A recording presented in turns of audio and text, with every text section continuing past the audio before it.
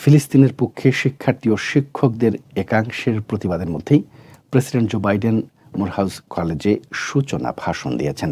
সূচনা ভাষণে মোরহাউজের শিক্ষার্থী এবং শিক্ষকদের মধ্যে ফিলিস্তিনপন্থী অনুভূতির প্রতি সম্মতি জানিয়ে প্রেসিডেন্ট বাইডেন গাজায় অবিলম্বে যুদ্ধবিরতি, এই অঞ্চলে আরও মানবিক সহায়তা প্রদান এবং একটি দ্বিরাষ্ট্রীয় সমাধানের সমর্থনের জন্য তার আহ্বান পুনর্ব্যক্ত করেছেন।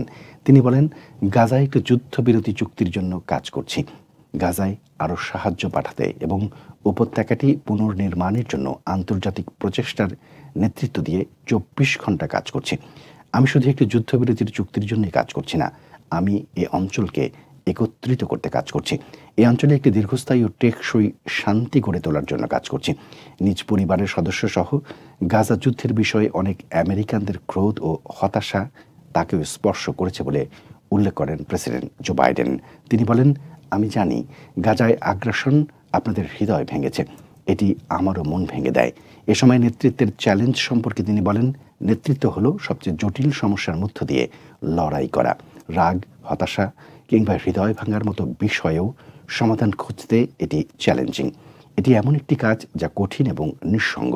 এর আগে প্রেসিডেন্ট বাইডেন মঞ্চে আসার আগেই ক্যাম্পাসে গাজা যুদ্ধ বন্ধের বিরুদ্ধে বিক্ষোভ শুরু হয়।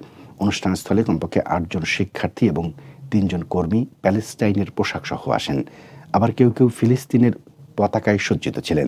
অন্যরা ঐতিহ্যবাহী কিফায়া সঙ্গে নিয়ে আসেন।